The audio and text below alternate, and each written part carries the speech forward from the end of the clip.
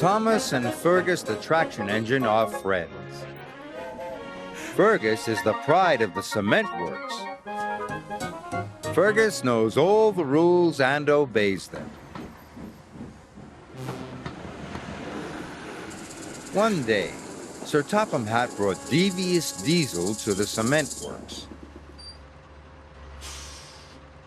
I need Diesel to help for a while. Fergus, please show him around. Yes, said Fergus unhappily. He knew that Diesel could be trouble. Later, Diesel was being careless. Not like that, snapped Fergus. Do it right. Don't interfere, sneered Diesel. You don't know the rules, shouted Fergus. Diesel was very annoyed with Fergus and started plotting a devious plan. Later that day, he pretended to have news for Fergus. Sir Topham Hatt wants you to work at the smelters. Me? But I'm the pride of the cement works.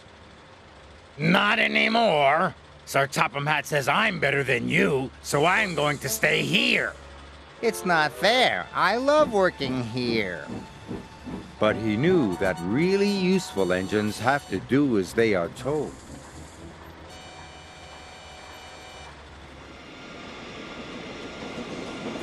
Fergus and his driver arrived at the smelters. I want to go back to the cement works, wailed Fergus. None of the other engines like coming here. It's so scary. You're right, said his driver. Just then, the scrap diesels arrived. Hello, are you happy to be here? No, cried Fergus. His driver was scared too. Come on, Fergus, we're going to escape. And for the first time, Fergus broke the rules. Sir Topham Hatt was enjoying a tasty fish supper when he heard that Fergus was missing. That's not like Fergus. There must be something wrong. I will send Thomas to look for him. Fergus and his driver turned onto an unused track to find a place to hide. Fergus was frightened. So was Thomas. He puffed up and down the line. He couldn't see Fergus anywhere. We could search the old mine track, said his driver. That line is dark and spooky, whispered Thomas. But he had to be brave and find Fergus.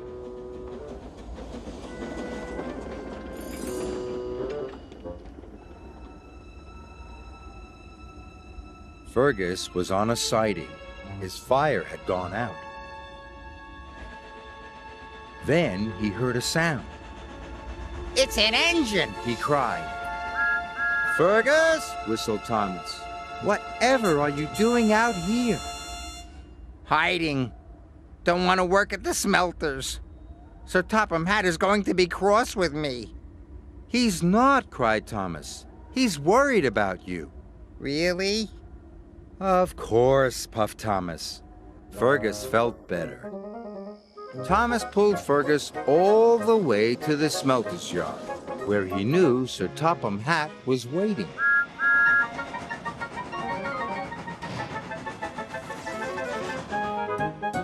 Fergus, explain yourself. I ran away. It's scary here. Diesel told Fergus that you wanted him at the smelters forever. Nonsense, Fergus. You are the pride of the cement works. I shall send Diesel to the smelters, and you can go back to the cement works tomorrow. Oh, thank you, sir, said Fergus happily.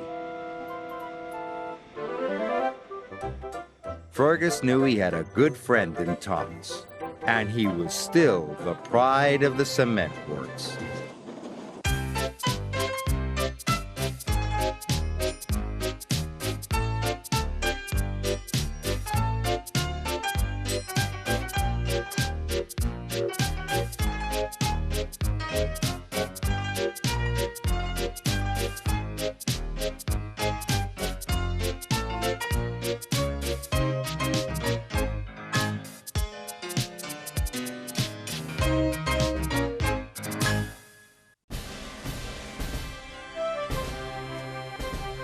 Donald and Douglas are Scottish twins.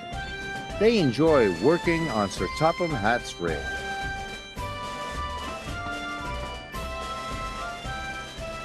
But sometimes they long for Scotland, their old home.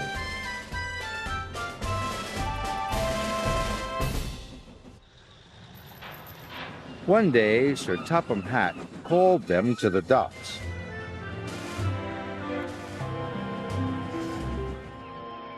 Lord Callan's castle is finally reopening. There is to be a grand celebration tomorrow. I need you to take the banners, bunting, and bagpipes to the castle. Harvey, you must load them straight away. Yes, sir, chuffed Harvey. The twins were excited. Going to Lord Callan's castle would be like going home again. Soon, Harvey had finished loading the freight. "Where are you going?" asked Percy.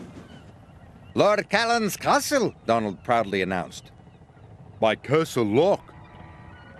"I'm glad I'm not going to Castle Lock," wheezed Percy nervously.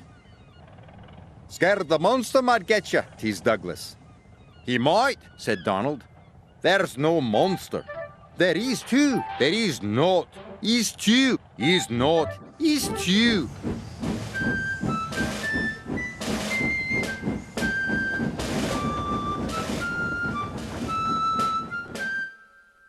Lord Cannon's castle is in Misty Valley. Donald and Douglas were determined to get the important goods to the castle in time. They puffed proudly around the lock towards their destination. "There it is!" cried Donald. "We're almost there!" shouted Douglas.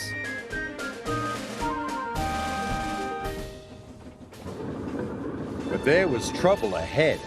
Trees had fallen across the line. Donald and Douglas stopped just in time. Then, suddenly, there was a loud crash. The brake van had been hit by a landslide and come off the rails. They were stuck. "We could take the causeway," said Donald's driver. Douglas's driver knew the causeway was old and rickety. "It's too dangerous," he said. The twins were worried. "We'll never get to the castle now," chuffed Donald. "I'll call for help." "Splendid outfit, sir." Sir Topham Hatt was trying on his present from Lord Callan when he heard the news. "Donald and Douglas trapped by the lock," he said. "I'll send help as soon as I can." But the hours passed. It grew dark and cold. And still no help had come. Suddenly, the twins spotted something strange through the mist.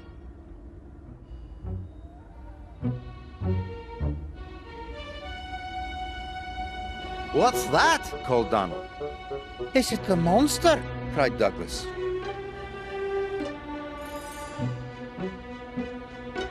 "For sure it is," answered Donald.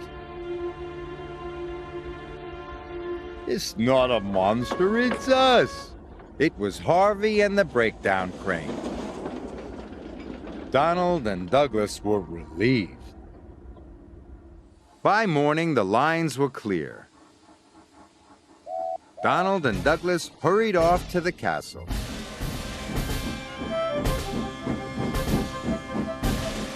Lord Callan's workers were waiting to unload the freight cars.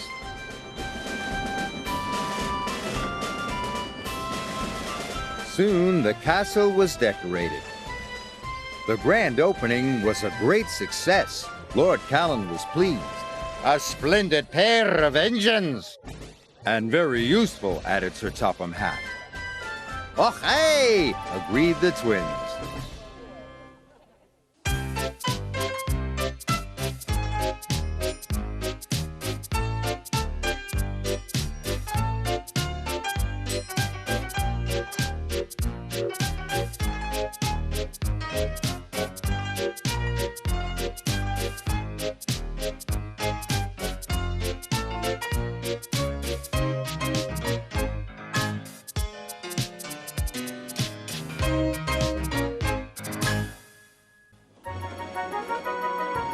There are many beautiful places on the island of Sodor. The engines love the pretty watermill, the peaceful canals, and the castle on the lake. Toby's favorite place is the old windmill. The windmill is worn. It cannot make much flour now. Toby loves to watch the sails go round, and the miller is his friend. Good morning, Toby. One day, Toby was collecting a load of flour to take to the market. But he was so busy watching the windmill's sails that he forgot to look where he was going.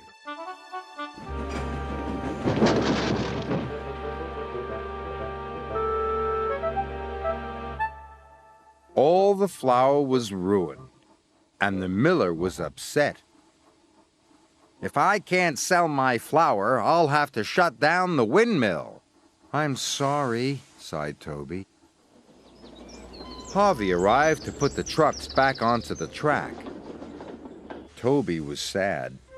What will the miller do if his mill shuts down?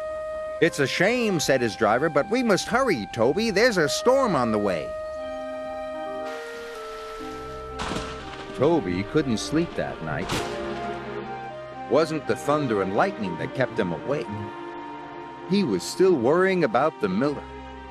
That stormy night, the old windmill was struck by lightning.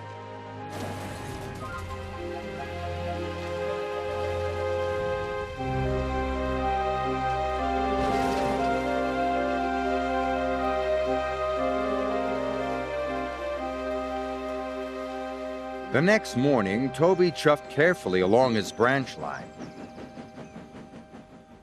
The storm had torn trees from the ground, and the farm buildings had been damaged.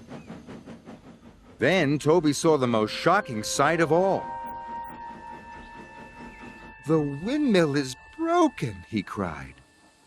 This means the end of my business, said the miller sadly. I can't afford the timber to make the repairs. Toby really wanted to help. There must be a way. Suddenly, his driver saw a fallen tree ahead. Harvey and Terence were clearing the track.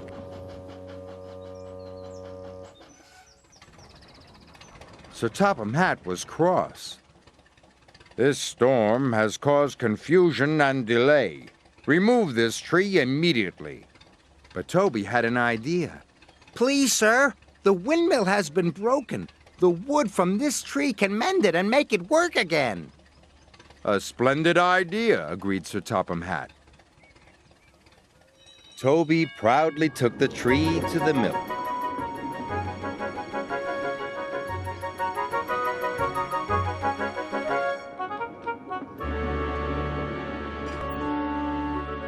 The miller was delighted. Now we can build our windmill back up again. It will be good as new. Toby watched as the work began.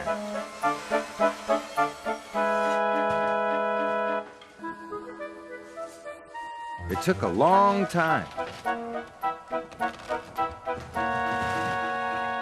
But at last, the windmill was completed. Sir Topham Hatt was most impressed. The miller was grateful. Thank you, Toby. Your idea saved my windmill. Toby beamed happily. Now the windmill produces more flour than ever before. And Toby makes twice as many deliveries to the market. He never tires of watching the sails go round. And he is very proud that the miller now calls it Toby's Windmill.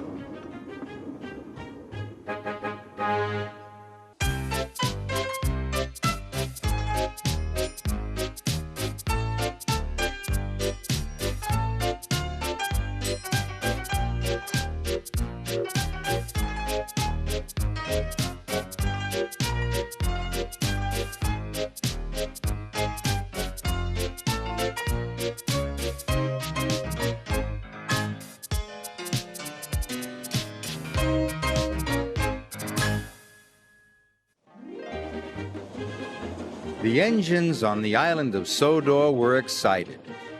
A new park was being built. Everyone was working hard to get the job finished on time.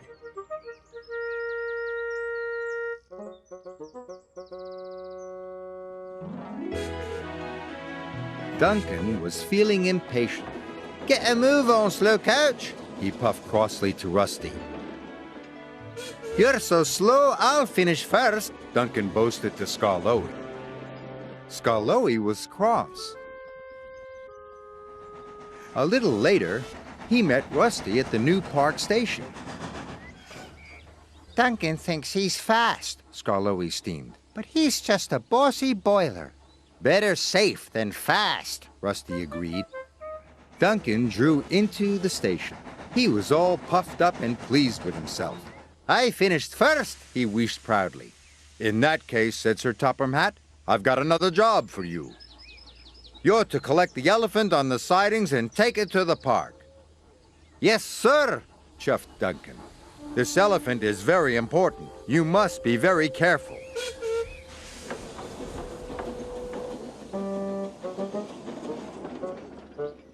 When Duncan saw the elephant, he was surprised. "Why, it's only a statue," he said. "This is an easy job." "You must wait for the brake van," said the station master. "This statue is very heavy."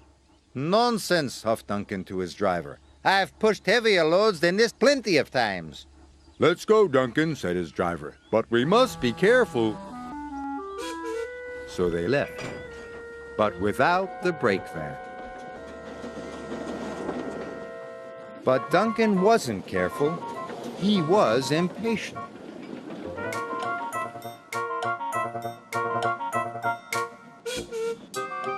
"We'll show them how fast I can be," Duncan whistled. "We'll deliver this statue, and I'll still finish first."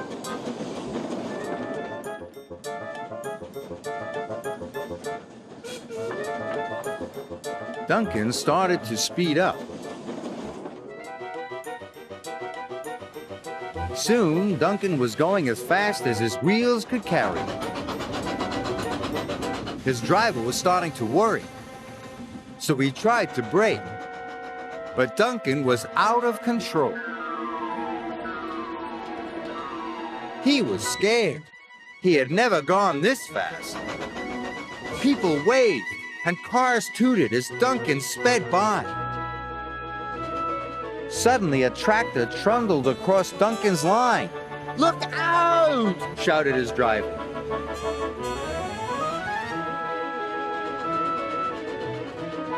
Slow down, whistled Rusty. "I can't!" Duncan cried as he shot past. Elephant Park loomed ahead. Duncan's driver applied the brakes, but it was too late. The statue flew through the air and landed in the lake.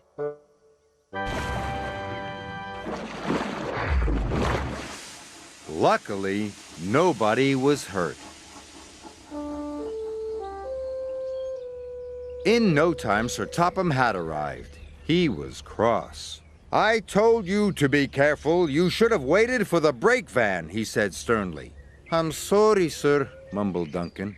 He felt very embarrassed. Duncan was prepared in time for the opening of Elephant Park. He was very surprised to see the statue was still standing in the lake.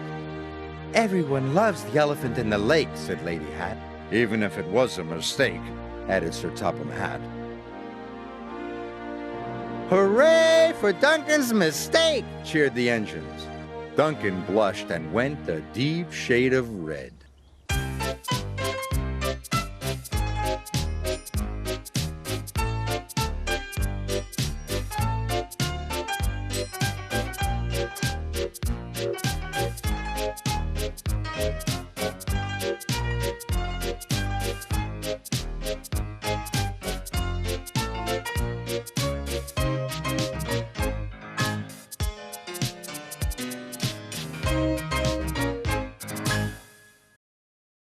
The engines on the island of Sodor want to be responsible, reliable, and really useful.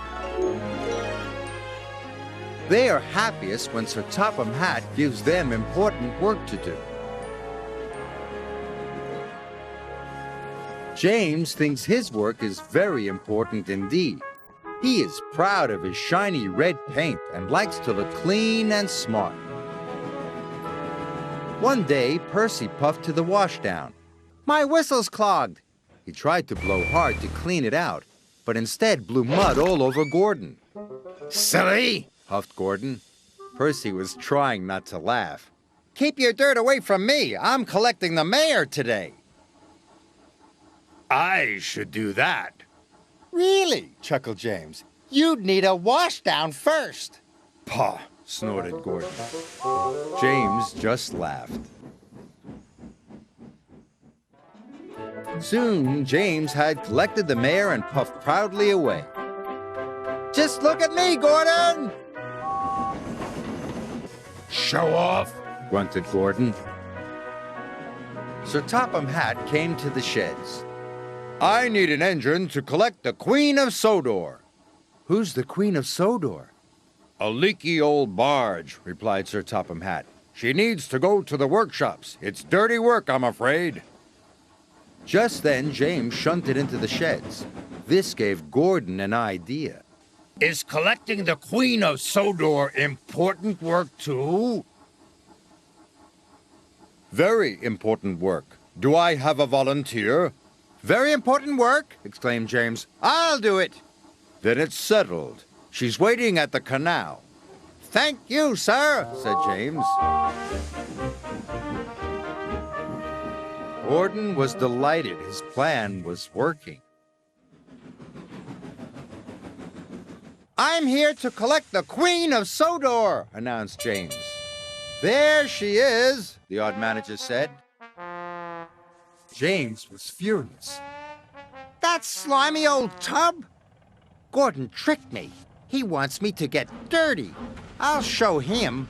A shiny engine like me never gets dirty." Soon, James set off with the Queen of Sodor.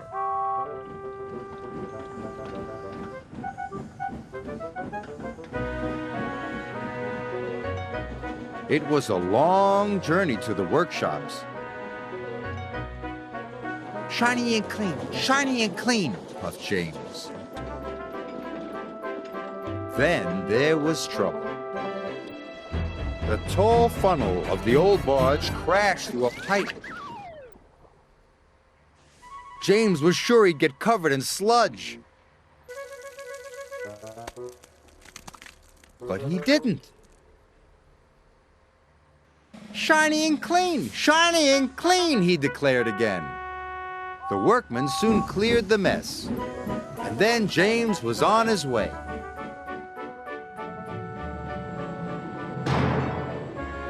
He arrived safe and sound, and pleased that the dirty work was done.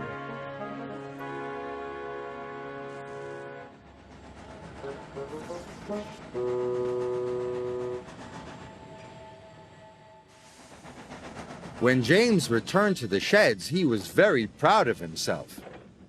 How did you manage to stay so clean? "I have to stay clean," boasted James, "in case there's important work to do." Just then, Percy returned from the quarry. "My whistle is clogged again. Watch out, James!" Dust went everywhere. "I did warn you." "You'll need a washdown now," teased Thomas. "Good," snorted James. "It will make me readier than ever. I'm such a splendid engine." Oh. Oh.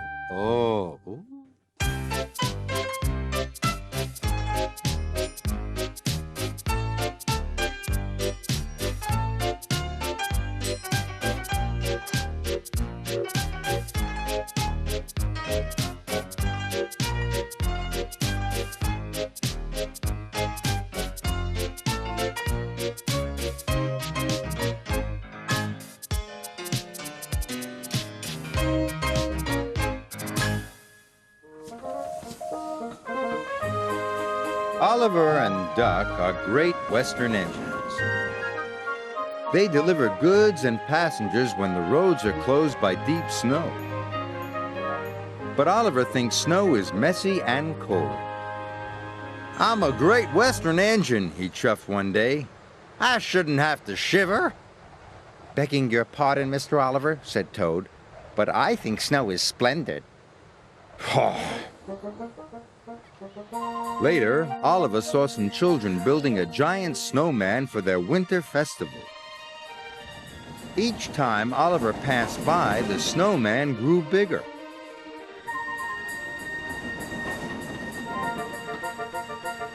And bigger.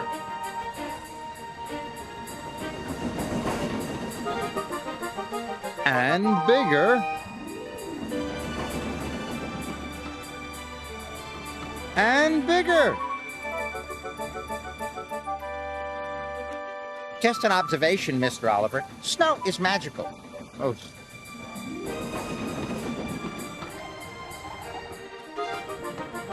Finally, the snowman was completed. Oliver chuffed back to his warm, cozy shed. Sir Topham Hatt was waiting for him. "You have to return to the mountain village," he said. "Some goods are needed for the festival." But all this snow makes my wheels feel chilly. Really useful engines work hard whatever the weather.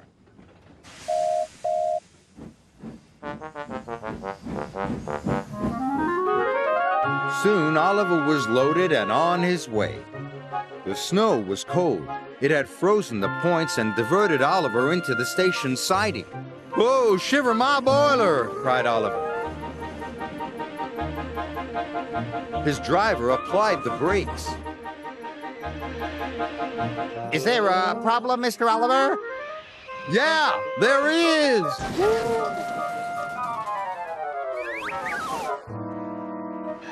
That could have been a little smoother. Oliver felt awful. He thought the children would be upset about their snowman. Oliver's driver went for help.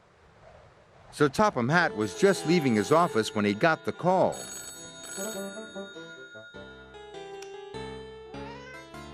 "Duck will bring the breakdown crane first thing in the morning," he said. Oliver's driver returned and told him the news. "I'll be out here all night," moaned Oliver. "I'm afraid so." Luckily, the village inn had a toasty warm room for Oliver's driver. But Oliver was getting colder and colder. His fire had gone out, and his funnel was covered in icicles. "I was right all along. There's nothing magical about snow. Brr." Toad was beginning to think Oliver might be right. Next morning, the children saw the situation. "Look!" a little girl shouted. "Our snowman has eyes in its tummy." "No, it doesn't," laughed the little boy. "It's Oliver." That gave the children an idea. When Oliver woke up, he was surrounded by happy children. "Oliver's a wonderful snow engine," they cried. Oliver was so relieved that suddenly he didn't even feel cold anymore. When Duck arrived with the breakdown crane, Oliver didn't want to leave. He was enjoying the winter festival so much. "You were right, Toad," Oliver called. "There are some magical things about snow." "Perhaps, Mr. Oliver," shivered Toad.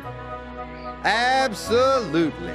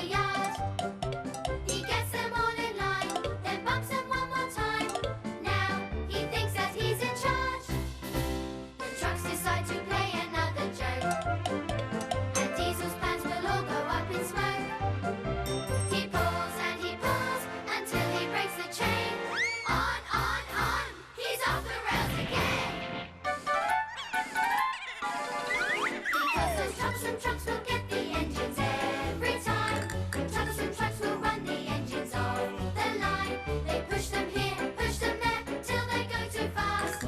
Then they push them once again, laughing while they crash. Troublesome trucks will get the engines every time. Troublesome trucks will run the engines off the line. They don't care how big they are, to them it's just a game. Those troublesome trucks will get them all the same. The engines all try hard to make a stand, looking for a way to foil their plans. Nothing seems to work, it just makes matters worse. Trucks are also underhand. They bide their time until